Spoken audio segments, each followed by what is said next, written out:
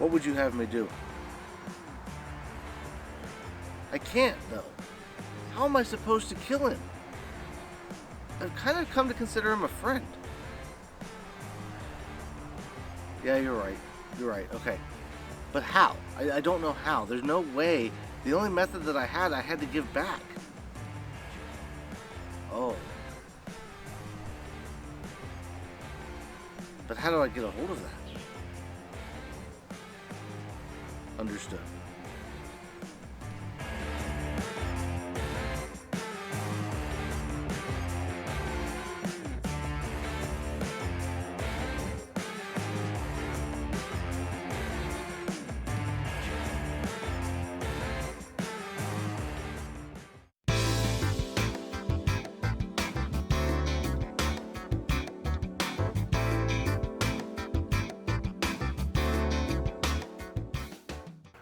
Welcome back to the least professional channel on YouTube, and welcome to Josh's Cemetery Chats. How's everybody doing today? So today, I want to talk about this. Well, not necessarily just this.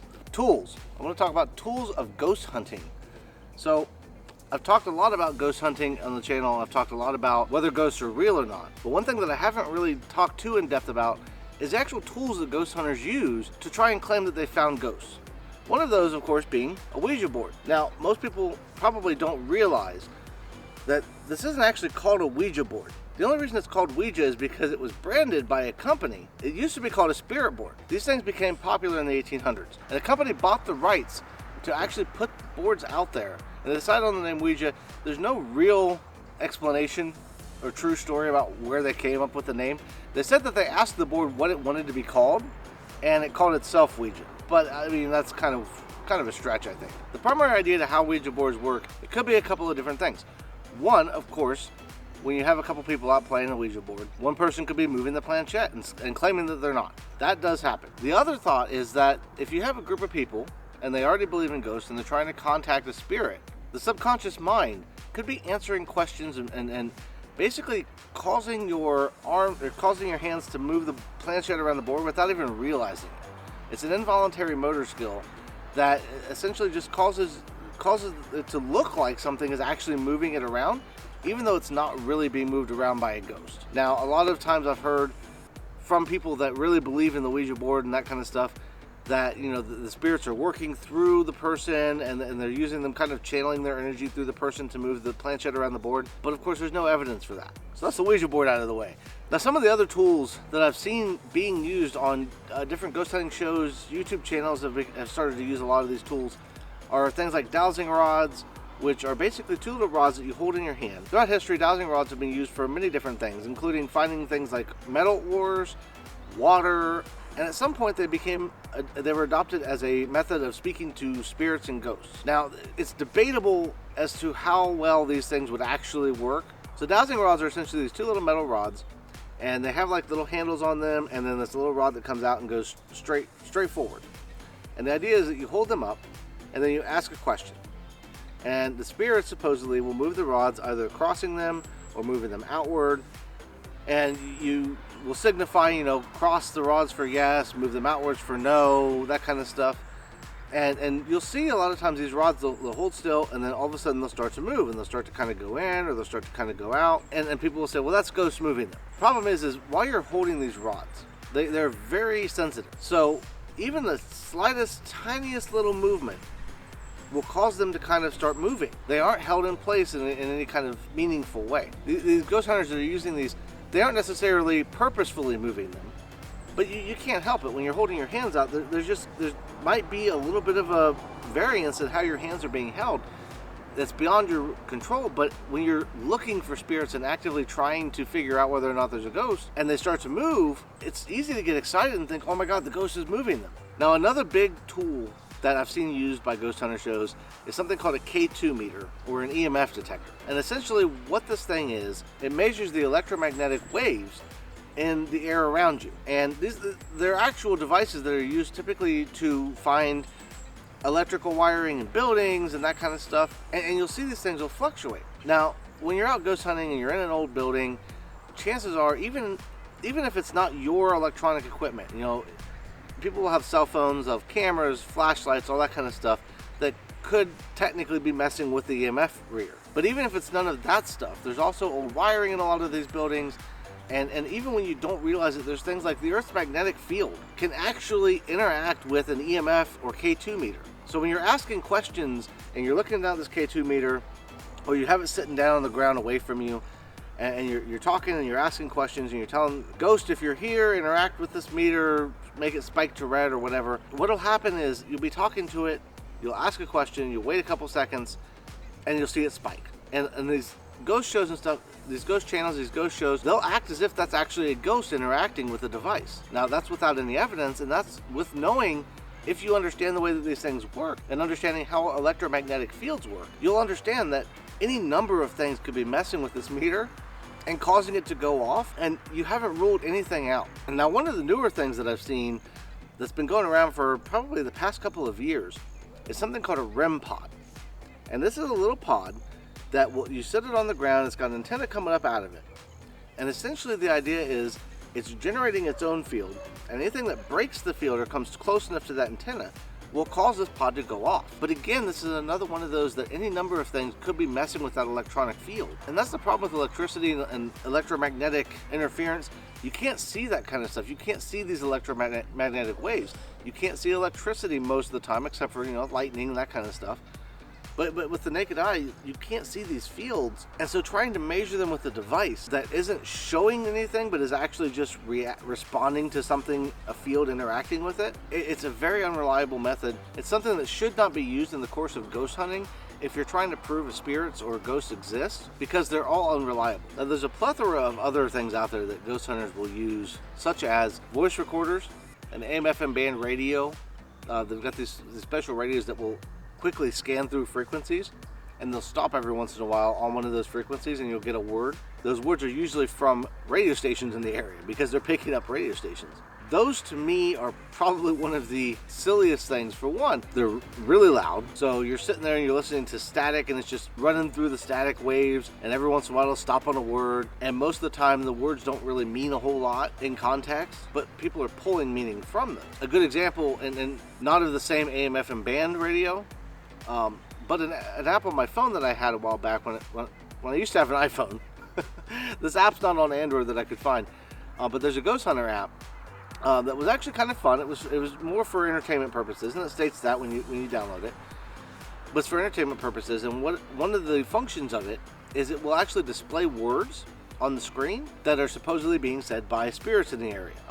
It's a lot more tolerable than the AM/FM band radio because there's no static involved. It just kind of spews words out. But the fun part about it is most of the time I would use it for fun, messing around, and I would get responses, or seemingly responses to questions that were kind of funny. For instance, the one cemetery that we were at, my wife and I were out with the kids, and we're kind of hanging out in this cemetery in the middle of nowhere, and I've got this app open, and I think it was my wife, she walked into something, I think she walked into a branch or something, and within a couple of seconds of that happening, the phone goes off with a word saying, ha ha. We could take that as the ghost was laughing at us, or laughing at her for walking into this thing. But the timing worked out there to where if I believed in ghosts, I would have said, oh my God, the ghost is actually laughing at you. And I would have taken that as, all these ghosts have a good sense of humor.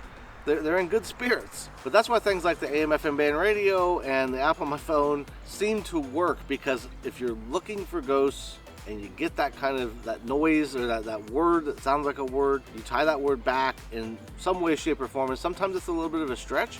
Most of the time these words are common enough words that you could kind of tie them back into something pretty easily without stretching too much, and that's what makes it believable. So I briefly mentioned voice recorders. Voice recorders are another one that kind of irritate me. I used to use them back in the day. You walk around. The idea is that as you're walking around a haunted location or a cemetery, you're asking questions, you're talking, and then you go back home and you listen to that, and you put on headphones, you crank up the volume, and you listen for every little indiscretion. Anything that is just a little bit off. And when you hear it, you start to analyze it, and you start to maybe increase some of the settings to try and make it a little clearer until it comes out sounding like an actual word. Now, this is due to pareidolia. So essentially you have visual pareidolia and auditory pareidolia. Visual pareidolia is when you see a duck in the clouds, or when you see something, Jesus on a piece of toast would be visual pareidolia. Audio pareidolia is when you hear something that sounds familiar, it sounds like a word, it sounds like somebody speaking, and your brain translates that as if it were a word. So what's the point of this? Am I just saying that all ghost hunting devices everywhere are unreliable, so we shouldn't use any of them? Not necessarily. What I'm really getting at is the equipment that we have today isn't a reliable means to figure out whether or not ghosts exist, or whether or not they're around us. One thing that this equipment is extremely good for is profits. So companies, individuals and companies, have actually started to capitalize on this market of people that they want to have a ghost hunting experience. And so they sell their products on sites like Amazon or on private sites, and they'll mark these up to exorbitant prices for what they are. If you look up EMF detector on Amazon, first of all, you're likely to get a whole bunch of ghost related stuff. But the stuff that's not ghost related, if you're getting it from a reputable seller that's selling it for what its intended purpose originally was, and that's for electricians, you're going to find a much lower price than if you buy one that's $400 being sold on Amazon as an EMF detector that does the exact same thing. And people fall for this stuff because they believe that it's real, because they're told that it's real. And that, to me, that's a cause for concern. When people are spending their hard-earned money on things that are basically a lie, and they're being told, yeah, you should totally buy this because it's totally legit. You need to have this to do any kind of ghost hunting. Basically, these companies are lying to people. They're taking advantage of their belief. So with ghost hunting equipment, companies do this kind of stuff. So I guess that's kind of the whole purpose of the video today, was to kind of go over this kind of stuff, talk a little bit about some of the tools that are used in ghost hunting, why they're unreliable. I'd like to, at some point in the future, make individual videos covering each one in depth. That's going to require me actually going out and purchasing them, which I'm not looking forward to doing. But I do want to do that at some point in the future. That's not going to be this video today, though. So with that being said, briefly I want to mention it's getting ready to rain today. I kind of had to rush getting out here and getting all this set up. I had the intention of filming a couple of videos today. I think I'm going to have to wait until later in the week to film the other one. We did get I'm starting the editing phases for this Friday's Ohio Legends and Tales video, so make sure to tune in for that. That one's going to be a fun one. We actually went down to the location yesterday, and it was extremely busy. There was a lot of people there, but it was so cool because we met some really awesome people.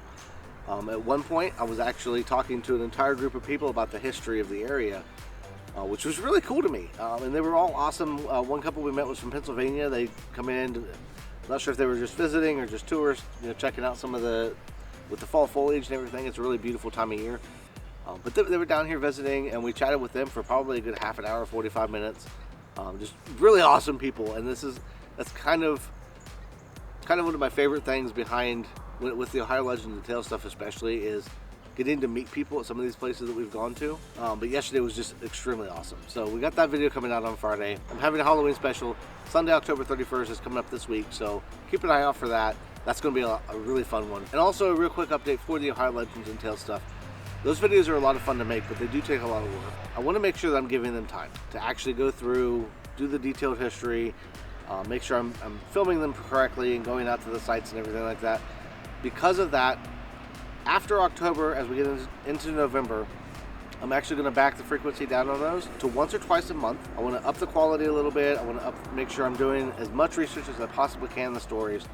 So I'm going to back those down to once or twice a month, just to make sure I give them the quality and the time that they deserve. That being said, any week that I don't have a Legends and Tales video, I do plan on doing 2 cemetery chats. So that way I still have something coming out on Friday, have something coming out on Tuesday, and I'm also experimenting with some other ideas. The story I've got going at the beginning of the videos right now, I want to know what you guys think of that. That's something that I've been playing with as kind of some story ideas, some things that I've been batting around that I've been thinking about maybe spinning off into its own series, but I want to know what you guys think.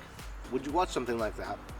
And I'm also thinking once every couple of weeks I'll probably do a comments video, and I think I'll probably start that a week from now, either next Monday or Tuesday. But I'm thinking about doing a short comments video every week or every couple of weeks, just because you guys have been leaving me some awesome comments, and I want to make sure I'm taking the time. I won't do them in the cemetery. I'll probably do those at home where I can have a little more controlled environment, because I think that the comments have been awesome and they deserve the actual attention that I would like to give to them. So keep an eye out for that. I'll let you know if I have anything else. But yeah, I think that's all. But I want to thank you all for watching. I hope you enjoyed the video. Leave a comment down below. Let me know. what you think of my new series ideas and what I've got going on. I'll toss a playlist up here for the cemetery chats. In case you maybe are just now joining, hit the subscribe button. So I'll toss the playlist up here for the cemetery chats. So check those out if you haven't already. The intro to this video is actually the continuation of a story that I've been building up throughout the cemetery chats. So if you missed any of those, you may have missed something within the story. I'm leaving little details and little clues in each of my videos. I'm waiting to see who spots them. So with that being said, everybody have a great rest of your day, and I'll see you in the next video.